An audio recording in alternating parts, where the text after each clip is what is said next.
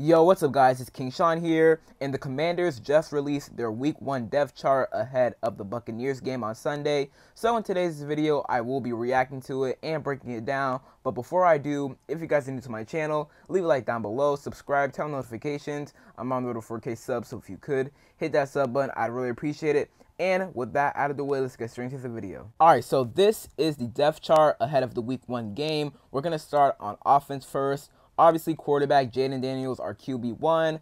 We announced him as a QB1, like 1 or 2 weeks ago. So he's our QB1, no surprises there. Hopefully, we don't see Marcus Mariota on the field at any point of the season. Unless Jaden suffers an injury, knock on wood.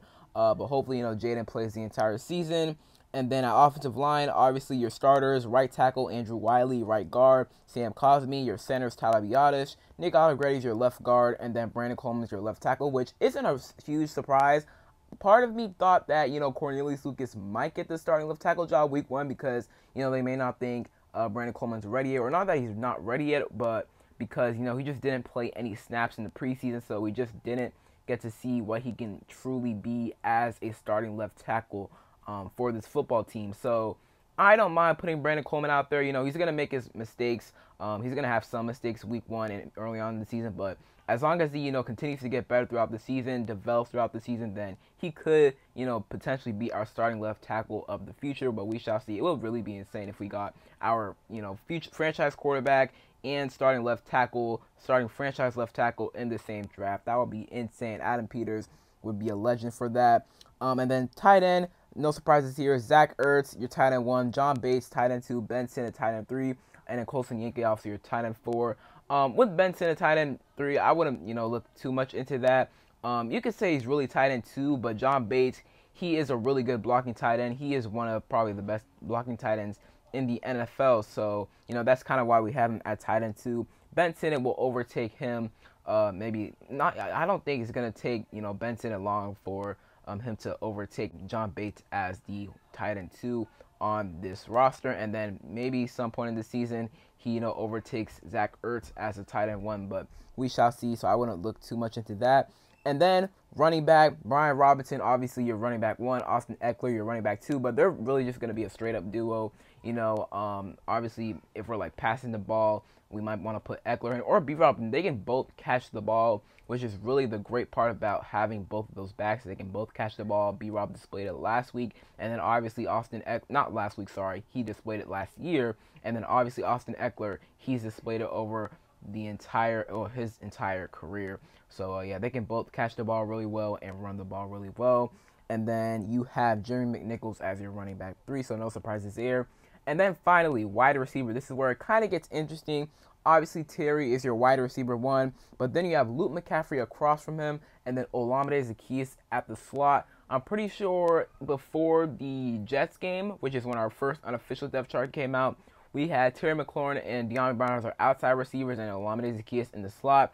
This time we have, Terry as your outside, Olamide Zaccheaus in the slot, but then on the opposite side of Terry, you have Luke McCaffrey, which is really interesting. I wouldn't pay too much attention to this because, Cliff Kingsbury's offense is air raid now. We're not going to be airing the ball out every single play. Obviously, he's going to mix the running game in there too. He's going to have a good balance between the pass and run game. But, air raid offense going to use a lot of 4 receiver sets, maybe 5, but probably 4 receiver sets a lot. So, I wouldn't pay too much into that. And we're not trying to show anything, all right? We're not trying to show our hand. Cliff Kingsbury, he's trying to not show nothing right now. Even in the preseason, when people are getting mad at him, for calling mainly screen passes and short passes, he is not trying to show anything. He even admitted it in his press conference, I think last week or 2 weeks ago, that he's not trying to show a lot. He hasn't showed a lot in the preseason, and that's the point. It's the preseason. You want to keep your offense very vanilla. You don't want people or other teams guessing, what you're going to run come the regular season. So, it makes sense as to why his offense has been very vanilla so far. Yeah, back to Luke McCaffrey. It is nice to see him starting. I think he's going to get a lot of usage as the season goes on. But don't be surprised if we do have De'Ami Brown out there. First drive, first play of the game, he's across from Terry as our wide receiver 2. But I feel like we might run sort of like wide receiver 2 by committee. but we shall see. So that is it for the offensive side of the ball. Moving on to the defensive side of the ball, there aren't really any shocks here. Your starting defensive line, Dorrance Armstrong, Cleveland Farrell are your 2 starting defensive ends, and then Deron Payne and Jonathan Allen are your 2 starting defensive tackles, with Mathis and Newton as your backups.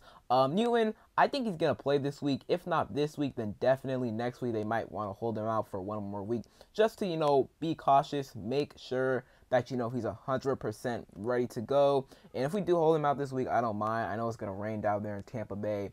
But, I mean, it's, we're going to get bad games with, bad conditions.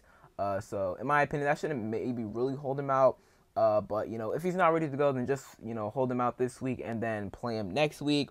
Our starting linebackers, you have Bobby Wagner and Frankie Louisville, obviously, with Mikal Walker and Dominique Hampton as your backups. Jordan McGee's on the IR right now, so there's no surprises there. And then your starting cornerbacks, Mikey Sainristil is obviously your slot cornerback. I think he's going to be one of, if not the best slot cornerback in the NFL in a year or two. And then Emmanuel Forbes and Benjamin St. Juste are your starting outside cornerbacks. Emmanuel Forbes, you could say it's a bit of a surprise, in our first preseason game, or before our first preseason game, on the depth chart that released then, we had Michael Davis listed as our starting outside cornerback alongside Benjamin St. Juste. So we kept Benjamin St. Juste as one of our starting outside cornerbacks, but Michael Davis is being replaced by Emmanuel Forbes. So I'm happy for Forbes. He won, one of the starting outside corner jobs.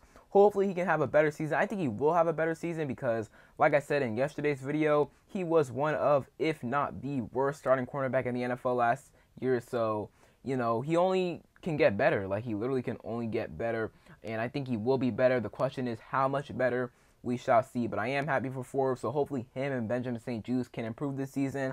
But we got to see. And if not, they're gone. All right. If they have, another bad season, bad years, then they're just off this roster next year. And we go from there. And then obviously your starting safeties are Jeremy Chin and Quan Martin. Jeremy Chin's your strong safety, and then Quan Martin is your free safety. And then lastly, special teams, no surprises here. Punter Tressway, kicker Cade York, and then your long snappers Tyler Ott. And then for kick returner, punt returner, no surprises. Your punt returner is Jamison Crowder, and then your kick returner is Byron Pringle. So that is it for the depth chart. There's really no big surprises here besides, you could say, wide receiver and then cornerback, but cornerback's not a big surprise with me, more so wide receiver. Did not expect Lou McCaffrey to be wide receiver too, but, that might change come game day, but we shall see. So that is it for today's video. I hope you guys enjoyed. If you did, leave a like down below, subscribe, turn on notifications. I'm on the road to 4K subs, so if you could, hit that sub button. I'd really appreciate it. And other than that, it's been King Sean, and I'm out. Peace.